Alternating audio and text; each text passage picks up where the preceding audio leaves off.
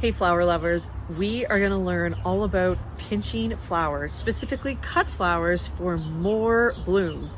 So if you want more blooms in your garden, the absolute easiest way, then watch on. Hi, my name is Kristen and I'm the gardener and the content creator behind Shifting Roots, and I help gardeners in cold climates with short growing season learn to grow flowers and vegetables with ease. If you're new here, please hit that subscribe button. As well, I show up every single day on Instagram and Facebook where I show you behind the scenes in my yard and exactly what I'm doing when. Okay, so pinching flowers. This is something that's really intimidating for a lot of beginner cut flower growers. And I've got to confess, I actually don't do a ton of pinching with my own flowers.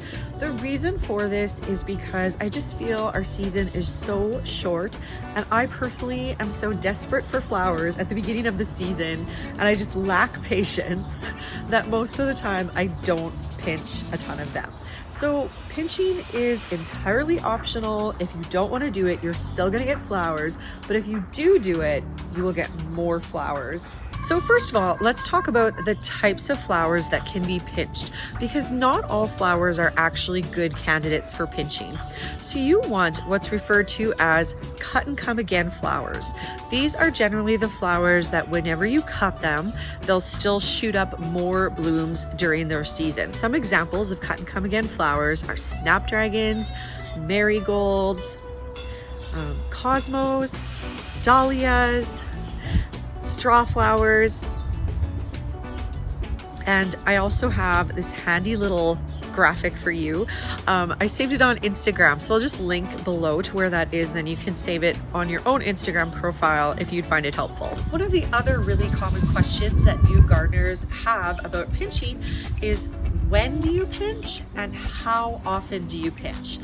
So in general, if you're going to do your pinching to your flowers when they're outside of the house, so they've already are past the seedling stage, you've already started them, they're in the ground, you're going to wait until those flowers are somewhere between about 8 to 12 inches tall, and then we're going to cut them down to about 4 to 8 inches tall. Again, there's no exact science. It's more important that you just cut sort of at the right spot. As for how frequently we're gonna pinch, again, in general, I only pinch once. Maybe those of you in longer growing seasons, I don't know if there's some benefit to doing it more than once, but for me here in zone 3, once is enough. And then I also think that if you're nervous about pinching, or if you want some earlier flowers and some slightly later flowers, then what most of the flower farmers here do is they only pinch half of their flowers and then they leave the rest. And so what will happen is then as you cut the flowers to harvest the blooms for your own bouquets, you're kind of naturally pinching just by cutting them. Okay, so now let's take a look about how you actually do this pinching thing. So over here I have a couple of little shorty stemmed zinnias, and I have no problems pinching these guys. So basically what I'm looking for here is, so we have these 2 leaves, we don't want to cut here, and I have another 2 leaves here, so that's at least 4 leaves. So that means that this portion here is totally fine for pinching. So all I do is I just take my clippers, or you can use scissors or even your fingers, and we're just gonna cut right there. Done, that's it. So here's the bit that I pinched. I'm not gonna lie, you're probably gonna feel a bit like a monster having pinched your flowers. Like, it feels really painful to do in a sense, but it's fine, you'll get used to it, and you're gonna be rewarded with so many extra blooms. So let's see how that zinnia looks. So then here's the zinnia that I just pinched, looking great. And maybe let's pinch just a few more of these little shorties so you can see from above. So this is another good zinnia to show you. So we have our bottom leaf here, bottom leaf there. I'd probably leave this one, and I might even leave this one. I'm gonna cut underneath these 2 leaves. Done. We have successfully pinched a zinnia. Next, we're gonna pinch a cosmo. I'm okay pinching this cosmo because even though I have a bloom coming, this is a pretty shorty little stem and I would like it to be more. So in this case, I'm gonna aim for these 2 leaves just above there, and there, pinched. Okay, let's move on to the dahlias. The nice thing is I bought some started dahlias from a local person here in Saskatoon, and she actually already pinched those dahlias in an earlier stage, and it's nice because you can see in the big plant what the pinching does. So let's take a look.